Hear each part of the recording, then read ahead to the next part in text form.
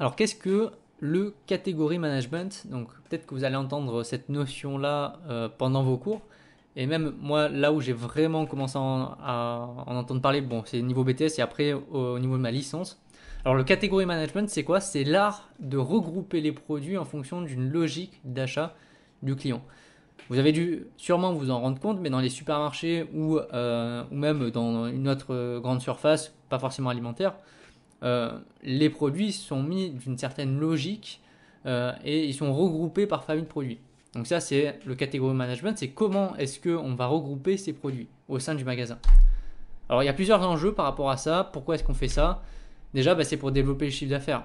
Si le client il fait 10 fois le tour du magasin pour trouver votre produit parce que c'est pas cohérent et parce que vous avez un produit à un bout du magasin et puis un produit similaire qui se retrouve à l'autre bout du magasin, bon, là vous allez perdre des clients, donc vous allez perdre du chiffre d'affaires.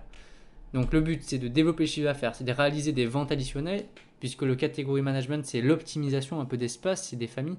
Donc on va positionner des familles de mêmes produits souvent à proximité.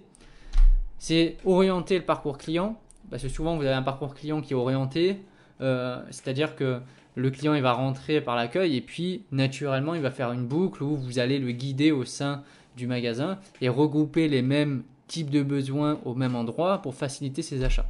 Donc le but c'est vraiment de créer des zones et des familles qui sont cohérentes pour le consommateur. Donc comment est-ce qu'on va construire justement une famille de produits?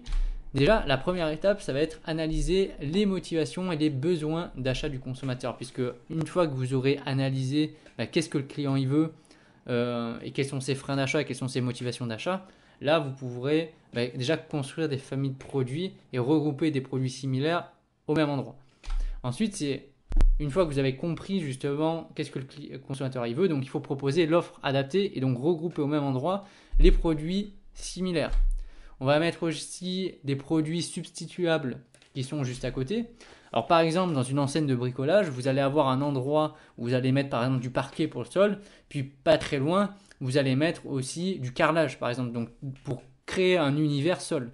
Ou au contraire, vous pouvez faire, toujours dans le bricolage, une partie salle de bain et à côté, une partie carrelage ou faïence pour salle de bain. Le but, c'est de mettre des produits qui sont substituables et qui sont complémentaires à proximité pour faciliter les achats du client. Et donc, on va mettre des produits complémentaires à proximité. Je vais aller dans l'alimentaire. Si vous avez un rayon de pâtes, à proximité, vous allez mettre des sauces tomates aussi. Le but, c'est vraiment de regrouper tout au même endroit pour faciliter l'achat du client déjà et pour susciter l'envie d'acheter le petit produit supplémentaire qu'il mettra dans son caddie.